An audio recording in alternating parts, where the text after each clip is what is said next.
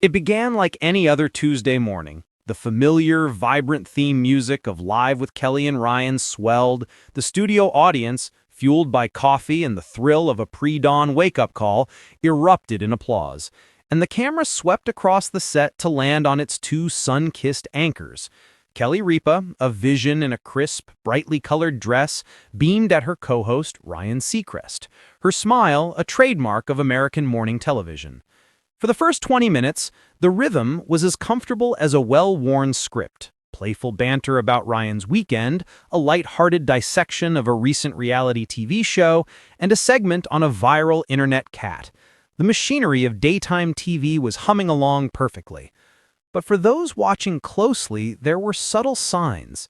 A flicker of something behind Kelly's famously expressive eyes that wasn't quite mirth. A moment where her laugh, usually a cascade of uninhibited joy, seemed to catch in her throat. The energy was different. The professional veneer, usually so impenetrable, had developed a hairline fracture. The catalyst was a seemingly innocuous topic. Ryan, ever the smooth facilitator, segued into a conversation about family traditions, specifically those passed down through generations. He spoke fondly of his own parents, a safe and warm anecdote designed to elicit a similar, heartwarming story from his partner. The camera closed in on Kelly. She opened her mouth to speak, but no sound came out. Her smile wavered, then dissolved. Her eyes, fixed on some distant point beyond the teleprompter, welled with tears that glistened under the harsh studio lights. The audience fell into a hushed, collective intake of breath. Ryan, sensing the shift, gently placed a hand on her arm. "Kelly," he murmured, his voice laced with concern.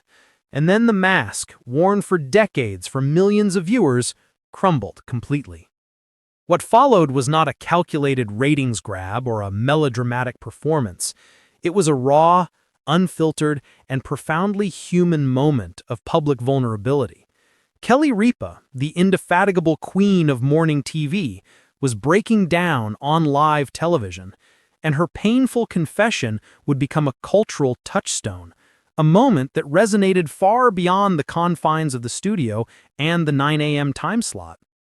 The confession, a torrent of long-held grief. The tears fell freely now, tracing paths through expertly applied makeup. Kelly took a shaky breath, her hands trembling as she tried to compose herself. I'm sorry," she whispered, her voice thick with emotion. "It's just, you mentioned family and traditions, and all I could think about was my mom." She paused, gathering the scattered pieces of her composure. The studio was so silent you could hear the hum of the cameras. "People see me here every day with this energy," she continued, gesturing vaguely around the set. "They see the smile, the talking, the moving on to the next thing, and I am grateful. I am so grateful for this job, for all of you, for my family at home. But what people don't see, what I've never really talked about here, is the weight of the loss." Her confession unfolded not as a single revelation, but a layered, painful excavation of a grief she had professionally suppressed for years. She spoke of her mother, a vibrant and strong-willed woman who had been the bedrock of her life. She described the agonizing process of watching a parent decline, the slow erosion of a personality by illness, the helplessness that gnaws at a child's soul. There's this expectation, Kelly explained, her voice gaining a sliver of strength even as the tears continued. "In this industry, in life, you're supposed to be strong. You're supposed to be the rock for everyone else. You're supposed to show up no matter what is happening inside. And for so long, I did. I came to work the day after we got the worst news. I sat in this chair and I joked and I smiled because I thought that's what I was supposed to do. I thought being strong meant pretending you weren't shattered." This was the core of her pain, the immense pressure to perform happiness while navigating the deepest valleys of personal sorrow. She confessed to feeling like a grief imposter, smiling for the camera while her heart felt like it was wrapped in barbed wire. She spoke of the guilt that accompanies professional success in the shadow of personal loss, the feeling that every moment of joy was somehow a betrayal of the person who was gone. "And the thing is," she said, looking directly into the camera, connecting not with an audience of millions, but with every individual watching who had ever felt the same, is that it doesn't go away. This idea that time heals all wounds, it's a lie. You don't get over it. You just learn to carry it. You learn to make space for the joy and the sorrow to exist in the same heart. And some days the sorrow just needs to come out. Ryan Seacrest, to his credit, did not try to steer the conversation back to safer ground. He listened, his presence a silent pillar of support. He handed her a tissue and simply said, "We're here with you, Kelly. Take your time."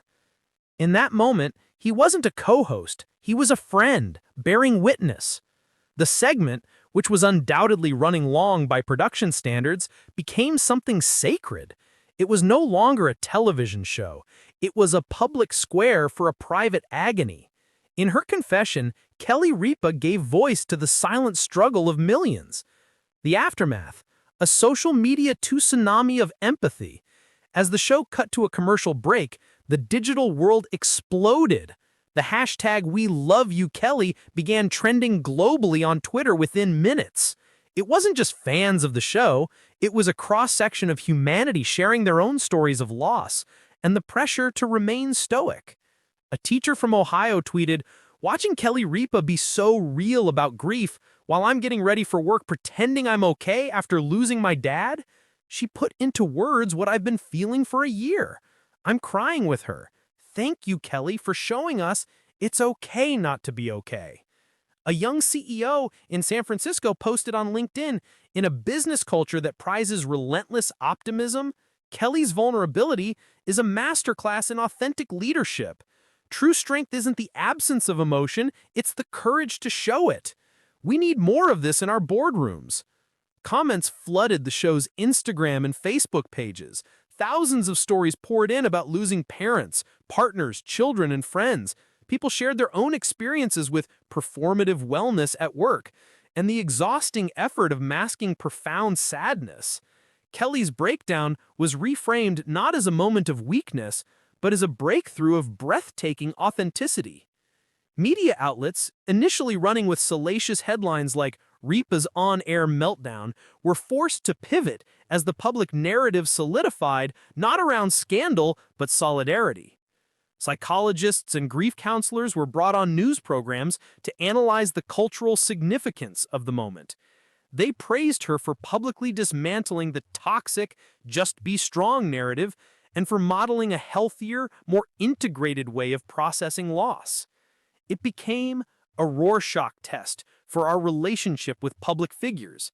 In an age of curated social media feeds and polished celebrity personas, Kelly Ripa had offered a glimpse of the unvarnished truth. She wasn't a character, she was a person, and in that person's pain, millions saw their own reflection. The context, a career forged in the spotlight and shadow. To understand the full weight of this moment, one must look at the decades of context that preceded it. Kelly Ripa's career is a unique tapestry woven with threads of immense professional success and profound personal trials. Her arrival in the public consciousness was as the bubbly, effervescent Haley Vaughn on All My Children. She was a soap opera star, a role that required her to embody drama for a living. But her real-life persona was always sharper, wittier, and more self-aware. In 2001, she was chosen from a pool of hundreds to replace the beloved Kathy Lee Gifford as Regis Philbin's co-host on Live With. The scrutiny was immense and often cruel.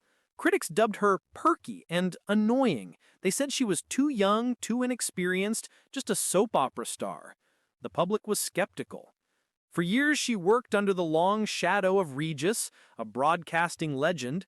She had to fight to find her voice, to claim her space on the couch. She did it with grit, intelligence, and a work ethic that became the stuff of industry legend. She was the first one in and the last one out, a hands-on producer who understood every facet of the show. She was building an empire while raising a young family, a balancing act she chronicled with self-deprecating humor. But behind the scenes, life was delivering body blows. The very public and, by all accounts, deeply painful departure of Regis Philbin in 2011 was a professional earthquake. The ensuing search for a new co-host played out in the tabloids, with Kelly often unfairly blamed for the turmoil. She endured a parade of guest hosts and constant speculation about her role and her power, all while maintaining a flawless on-air presence. Then came the personal losses. The death of her father in 2003 was a private sorrow she largely kept out of the spotlight. But the more recent passing of her mother was a loss that seemed to strike at the very core of her being. In the years following, those who followed her closely could detect a subtle shift.